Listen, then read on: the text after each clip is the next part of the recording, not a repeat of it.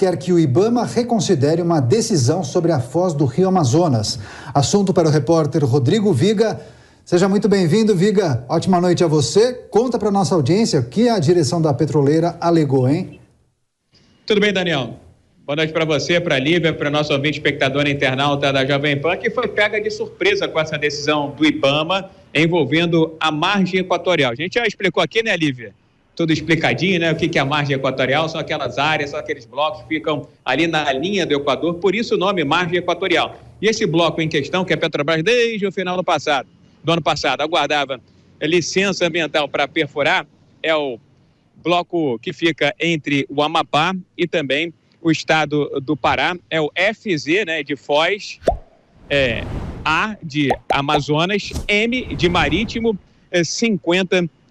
Minha cara Lívia, ouvinte espectadores e internautas da Jovem Pan, como eu disse, desde o ano passado a Petrobras está com tudo lá, alocado, alugado, aguardando a permissão para a perfuração numa área sensível, bastante delicada, diga-se de passagem, a margem equatorial é motivo de debate, de discussão, não só aqui no Brasil, mas também na Guiana, onde o tema está relativamente parado. Segundo a Petrobras, apesar de ter sido surpreendida nas últimas horas com essa decisão do IBAMA, vai recorrer na esfera administrativa para que essa decisão de não dar a licença para explorar na foz do Amazonas, na margem equatorial, seja reavaliada, seja reconsiderada. O que alegou o IBAMA para não dar essa permissão?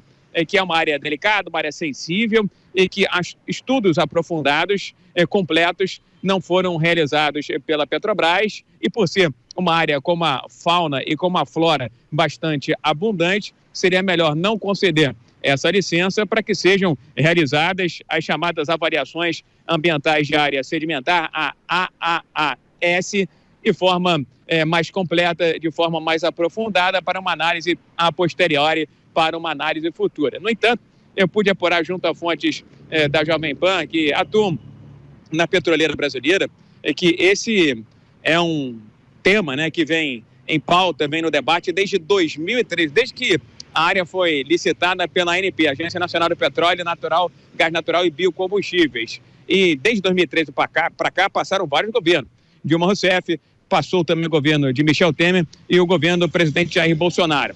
E uma avaliação mais profunda como essa, que eu falei da AAAS, só foi feita em uma única oportunidade, salvo engano, no ano de 2022. A Petrobras disse que atendeu todos os pré-requisitos, apesar da argumentação feita pelo IBAMA de que os estudos aprofundados não ficaram prontos, as oportunidades foram dadas à estatal, mas não houve tempo hábil para que isso fosse produzido e posteriormente analisado. Conversei também com várias fontes do setor do meio ambiente, entre elas o ex-ministro da pasta do meio ambiente do governo do PT, Carlos Mink. Na avaliação dele, foi uma decisão correta, na direção correta, adotada pelo IBAMA, até porque ele argumenta o seguinte: não pode o Brasil, de um lado, estar pedindo recursos para proteger a Amazônia via Fundo Amazônia e, de outro lado, estar permitindo a exploração, a produção de petróleo e gás em áreas sensíveis com fauna e flora abundante, em alguns locais até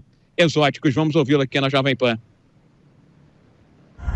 Os impactos na fauna e flora fluvial e marinha foram subavaliados, né? Os estudos interdisciplinares estão inconsistentes, né? A avaliação do impacto nos corais recém-descobertos e que só existem aí na foz do Amazonas também não foram avaliados. A Petrobras perdeu os prazos, pediram prazos para ela complementar os estudos, não complementou. Por isso tudo, a área técnica negou a licença. Esse então o ex-ministro do Meio Ambiente, Carlos Mink, uma outra alta fonte do governo ligada a questões ambientais, foi procurada pela reportagem da Jovem Pan. Eu cheguei até a fazer uma comparação se esse era mais um caso como aquele da usina de Belo Monte, no Pará, no estado do Pará, que também gerou uma enorme polêmica no passado, que culminou inclusive com a saída da ministra de Meio Ambiente, Marina Silva, do governo do PT à época. Mas essa alta fonte disse que são questões distintas, que naquela vez sob o Ministério de Carlos Mink, houve uma discussão mais aprofundada, uma discussão mais elaborada em torno da construção daquela usina hidroelétrica de Belo Monte. Essa fonte, inclusive, acha que a decretação dessa decisão, ou seja, do IBAMA ter dito não à Petrobras para explorar no bloco entre Amapá e também Amazonas, o bloco FZAM-59, pode indicar que o Brasil não vai querer explorar essa que é considerada uma nova fronteira petrolífera, para muitos comparável, inclusive, ao pré-sal, que hoje representa mais de 75% da produção total de petróleo do Brasil. A insatisfação de muitos representantes e governantes do Norte e do Nordeste, se isso acontecer, porque há um entendimento de que a Foz do Amazonas, a margem equatorial, poderia ser um novo pré-sal e ajudar no desenvolvimento do Norte e do Nordeste brasileiro. Procurei um economista, especialista também na área, Alessandro Azzoni, que também acha que a decisão do IBAMA, embora tenha desagradado os governantes e a própria Petrobras, está na direção correta. Vamos ouvi-lo. Não há um prejuízo imediato, há um prejuízo para a exploração do bloco 59, que no bloco FZAM-59, a Petrobras pode reapresentar novamente o requerimento para uma nova licença, desde que atenda às exigências ambientais que foram pedidas e já foram solicitadas e não apresentadas.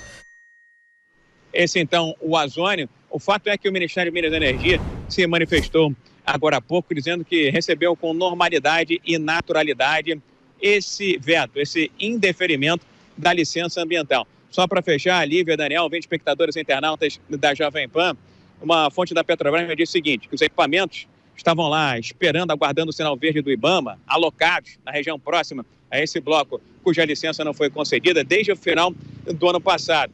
Custo diário dessa alocação de equipamentos, $800 mil. Agora, esses equipamentos vão ser redirecionados para uma outra atividade petrolífera na costa brasileira. Só fazer a conta, 800 mil por dia, vezes esse tempo de espera, é uma grana considerável, viu, Lívia e Daniel? Pois é, hein?